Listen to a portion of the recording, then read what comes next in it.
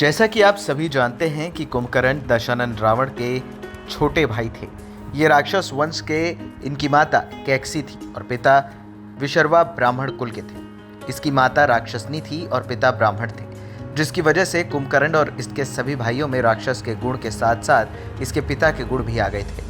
लेकिन इसकी माता अपने पुत्रों को पृथ्वी के राजा के रूप में देखना चाहती थी।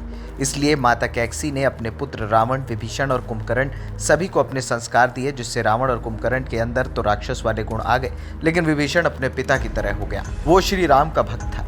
रावण अपने पिता के जैसे ही चारों वेदों का ज्ञाता रहा, लेकिन उसको अपनी शक्तियों पर बहुत घमंड था। कुंभकर्ण के पास भी अपार शक्तियां थी। वो अपने शरीर को जितना बड़ा चाहे बनाकर एक विशालकाय रूप ले सकता था। इतनी अपार शक्ति होने के कारण भी उसने कभी भी अपने भाई का विरोध नहीं किया, क्योंकि उसे अपने भाई रावण से बहुत प्रेम था। रावण और कुंभकर्ण के पास बहुत सी शक्तियां थी, लेकिन विभीषण के पास शक्ति नहीं थी, क्योंकि वो अपने पिता के संगत में था और ये भगवान के सच्चे भक्त। कुंभकर्ण को बचपन से ही खाने का बहुत शौक। उसका कद इतना बड़ा था कि उससे बात करने के लिए सीढ़ियां लगानी पड़ती। उसके अंदर कई हाथियों की ताकत थी और वो एक बार में कई गांव का भोजन अकेले ही खा सकता था। कुंभकर्ण के अंदर की इच्छा थी कि वो स्वर्ग पर राज करे, क्योंकि वहां जीवन भर पेट भर खाना मिलता था। उसने अपनी तपस्या शुरू की।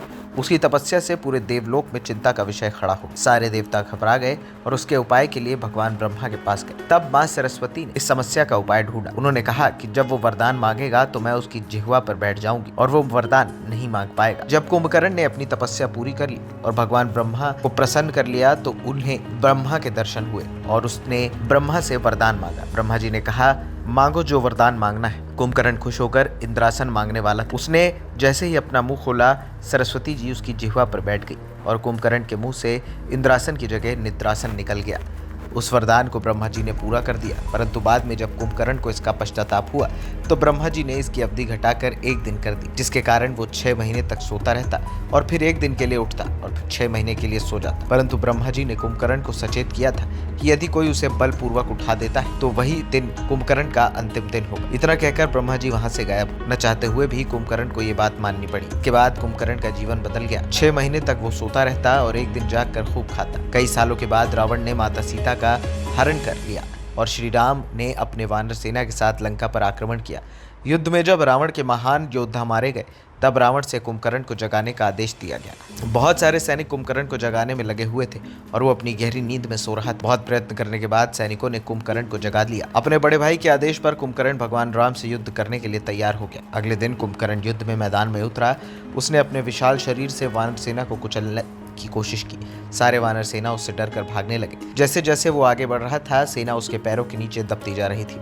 शायद कुंभकर्ण को पता था आज उसकी मौत भगवान राम के द्वारा हो जाएगी, लेकिन ये उसके लिए एक सौभाग्य की बात थी, क्योंकि भगवान के हाथों किसी की मृत्यु से उसका उद्धार हो सकता था। भगवान राम अपना धनुष और बाण लेकर युद्ध मैदान में आए और अपने बाण से कुंभकर्ण पर वार करना शुरू किया।